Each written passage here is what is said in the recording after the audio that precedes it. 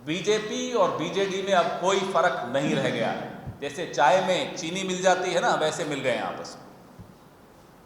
नौजवानों के साथ कितना अन्याय हो रहा है। 1 घंटे में 2 नौजवान आत्महत्या करते हैं इस देश में।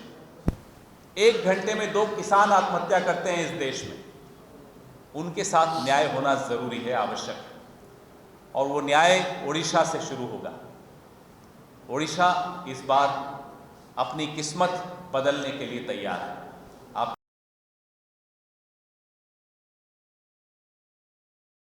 आज एक और आदमी का स्वागत करना है ओडिशा में। उनका नाम है नरेंद्र मोदी।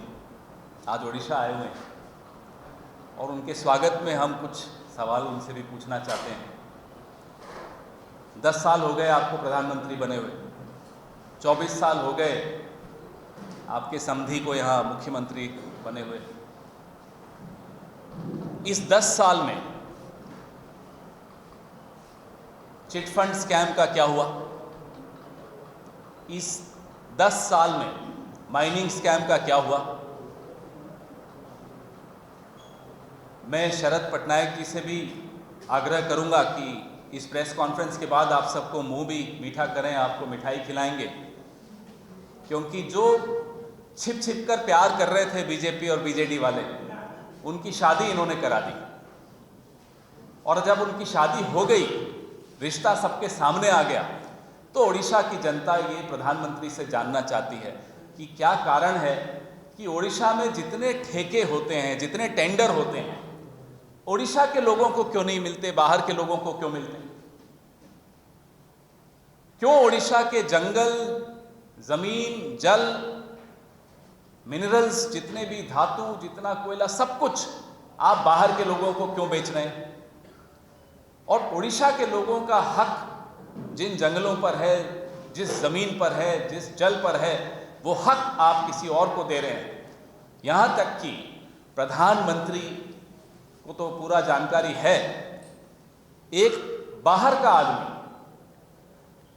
वीआरएस मांगता है, 24 घंटे में भारतीय जनता पार्टी जो दिल्ली में सरकार है, 24 घंटे में उसको वीआरएस दे देती है।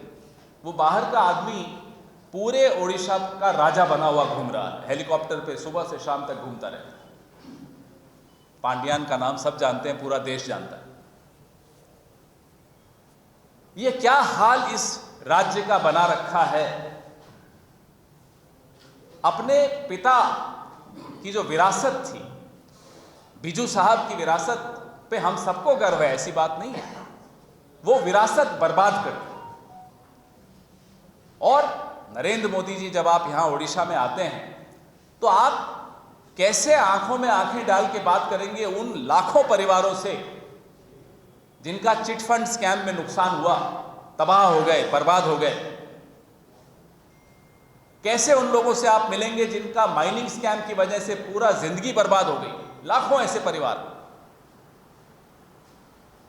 तो ये सारे सवाल का जवाब दिए बगैर प्रधानमंत्री अगर वापस दिल्ली जाएं तो क्या फायदा? आपको सवाल पूछने चाहिए। आजकल डरे हुए बहुत हैं प्रधानमंत्री जी। क्यों डरे हुए हैं बता देता हूं। उनकी सारी नजर तो हमारी तरफ होती है, कांग्रेस पार्टी क्या कर रही है। तो कांग्रेस पार्टी का सर्वे उनके हाथ में पहुंच गया और उस सर्वे में दिखाया है कि इस बार ओडिशा में कांग्रेस पार्टी का परफॉर्मेंस बहुत अच्छा होने वाला है। वो सर्वे देखा, डर गए, डर के मारे आ गए आज यहां।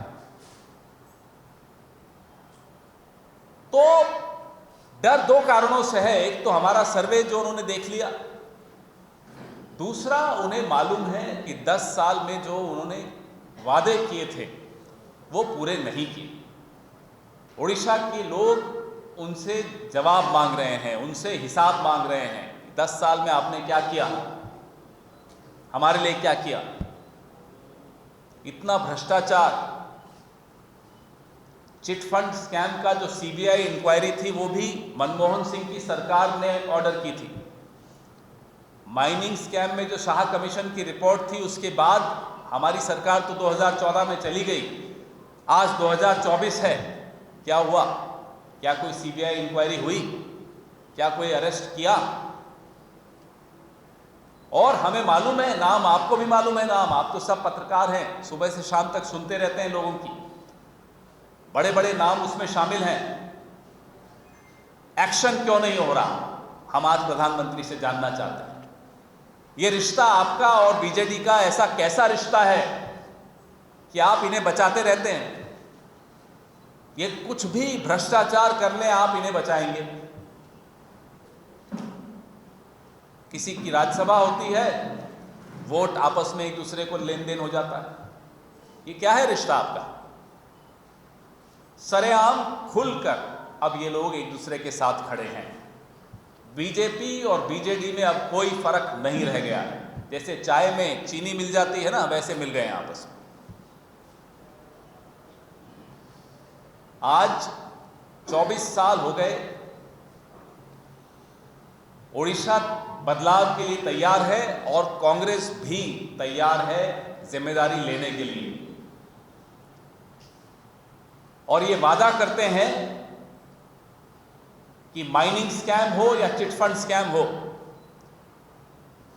कितना भी बड़ा नाम हो, एक्शन लिया जाएगा, उनको सजा मिलेगी, किसी को बख्शा नहीं जाएगा। ये आज हम यहां बैठकर आपको वादा करके जा रहे हैं, हम तमाम लोग जो यहां बैठे हैं। आने वाला चुनाव ओडिशा के लिए बहुत महत्वपूर्ण चुनाव है, ना केवल इसलिए कि लोगों को न्याय मिले। राहुल गांधी की भारत जोड़ो न्याय यात्रा ओडिशा से भी निकली। वो लगातार बता रहे हैं कि किस किस वर्ग के साथ, ओबीसीज के साथ, किसानों के साथ, आदिवासियों के साथ, दलितों के साथ, महिलाओं के साथ कितना अन्याय हो रहा है, नौजवानों के साथ कितना अन्याय हो रहा है। 1 घंटे में 2 नौजवान आत्महत्या करते हैं इस देश में, 1 घंटे में 2 किसान आत्महत्या करते हैं इस देश में। उनके साथ न्याय होना जरूरी है, आवश्यक है, और वो न्याय ओडिशा से शुरू होगा। ओडिशा इस बार अपनी किस्मत बदलने के लिए तैयार है।